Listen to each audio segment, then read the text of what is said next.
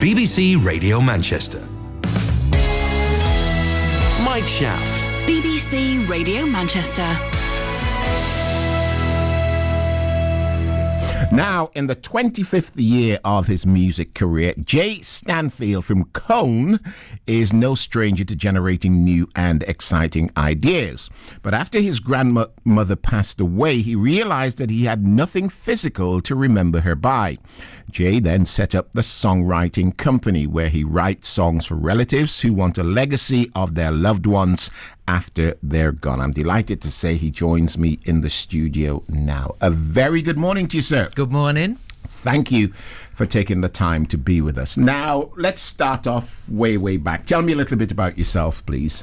Okay, so I started music when I was like 7 years old or something, with my first ever keyboard, and progressed through quite a rich musical career, really, in a few bands, a band called Element and Trans Element. We did a couple of John Peel sessions, so I got into the music industry that way, and on radio and things, and I've just kept going, releasing albums, touring, music videos, writing songs, writing all the time. Tell me about your grandmother. She was a beautiful person. We were very close to my grandma. Probably my closest family member, really, just second to my dad, I guess. So she was very generous and giving and loving, and she was just really northern as well. She didn't like jollop on her food, she used to call it. She was lovely. She passed away, and that led you to thinking you'd like something to remember her by. Absolutely, yeah. Tell me about that, please. Yeah, so because for what reasons they had, my mum and dad didn't get a stone or a plaque or anything. It wasn't enough for me because we were so close. So being a songwriter, I thought, what could I do to create something personal and close to remember my grandma? So I thought, well, I'll write a song, and every time I sing it or play it or even listen to it, I'm there with her and I can remember her and I can pay my respects in that way. And you set up a company, which sounds very adventurous to me, but explain it.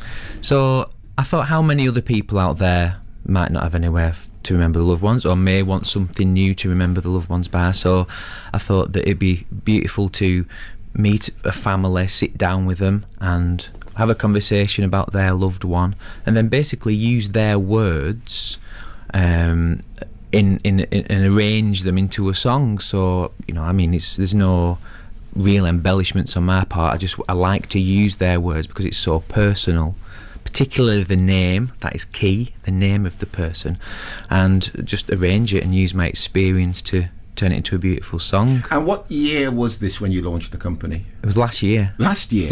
And was there nobody else doing this? No. There's still, as far as I'm aware, there's nobody doing it either.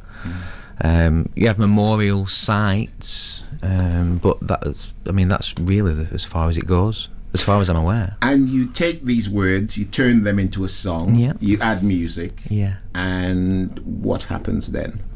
So then they can either have it on vinyl, which I always recommend, because it lasts quite a long time, and it can be passed down the family. The family can come and record it in the studio too if they want to sing on it, and then that gets cut to vinyl, and they also have it available in the cloud so they can listen to it, wherever they want, basically. You've got a guitar, I couldn't fail to notice. You're going to do a song for us. I am. What are you going to do? Well, I decided to play a song for Edward, which is a song that I wrote for the Edward Dee Fund, but it was Elizabeth Dee. She set up a fund after her little boy passed away from sepsis following meningitis when he was only 10. So she approached me after hearing the service that I offer and asked me if I'd sit down with her and talk about him and write a song for him. So we basically wrote this, released it, and it got to number 7 in the Amazon charts, which is pretty epic. So we had some nice support from like Matt Lucas and Lee Francis and things on Twitter, so they were great. Off you go. Here we go. The original's on piano, this is on guitar.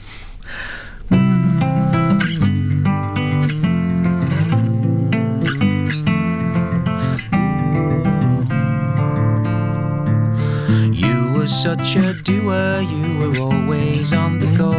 But you never went to surf school 'cause you broke your collarbone. Yet your pure determination and the fire in your soul brings eternal inspiration for us all. Edward Dee, I am you, you are me. You're the rain upon my face. You're the winner in the race. Edward Dee, you were young, you were free. If there's anyone to be, it's Edward. When you were to pack lunch, you would sell it all at school, making money in the playground. All the children think you're cool with your strong sense of justice and your neck upon the line. Your free spirit was ahead of its time. Edward Dee, I am you, you are me. You're the rain upon my face. You're the winner in the race. Edward Dee, you were young, you were free. If there's anyone to be, it's Edward.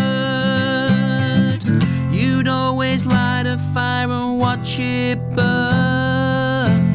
You didn't tussle and you wouldn't learn. You didn't tolerate fools and you live for today.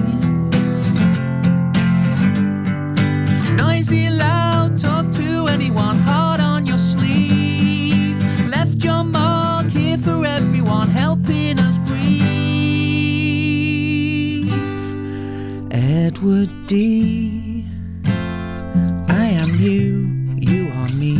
You're the rain upon my face. You're the winner in the race. Edward Dee, you were young, you were free. If there's anyone to be, it's Edward. Edward Dee,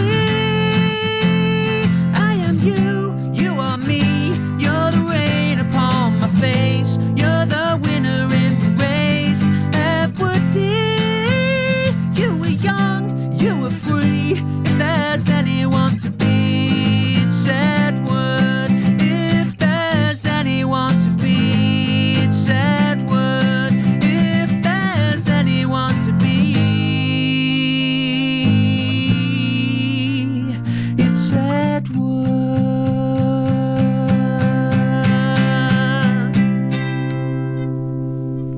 Wow.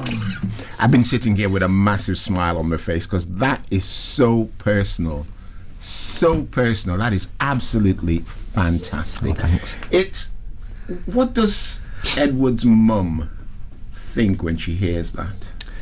I think it's quite quite an intimate feeling, really. It's like a deep emotional connection to a son, ultimately. I mean, that line about him in the playground selling his lunch.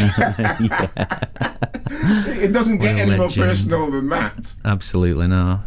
How do people get in touch with you if they wanted? And tell me the procedure, please. So they get in touch with me via my website, which is thesongwritingcompany.com, and so we'll talk about what they want, really. So we'll sit down initially, have a chat, and then we'll meet up if they want a song writing for the loved one. I'll visit them, or we can meet somewhere, and we'll sit down and basically talk about them, have a conversation. And I hate to bring up the dirty word of money, and That's don't fine. tell me exactly, but give me an idea of what it would cost to have this done. So it depends what the person wants, ultimately. I mean, And if they wanted it on CD, not vinyl, by the way. CD. What's CD?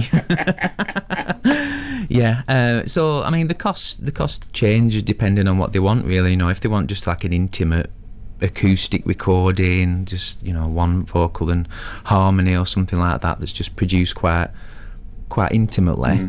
Then that's less than it would cost if they want to go in the studio and record with like a band, or I've got vocal sessionists on hand, but it's scalable. I mean, they can have as much as they want. Okay, just ask me where ultimately. it starts then. Tell me where it starts. So like the basic sort of rate really is 600. which is like just the acoustic Yeah. recording. And up from there, as you want to go. Up from there, yeah. So if you want it on vinyl, obviously it's more, etc. It is an absolutely brilliant idea. I've never heard of anybody doing this before, and when we heard this story, we had to have you in to chat about it. And thanks for all the mentions on social media. Hey, you're welcome. You're a bit busy on social media, aren't you? I'm a busy boy, yeah. Well, can I thank you very much indeed for taking time to be with us. Jay Stanfield from Cone, and your email address is? It's j@thesongwritingcompany.com. Jay@thesongwritingcompany.com. Jay, thanks very much indeed. Thanks, Mike. All the very best.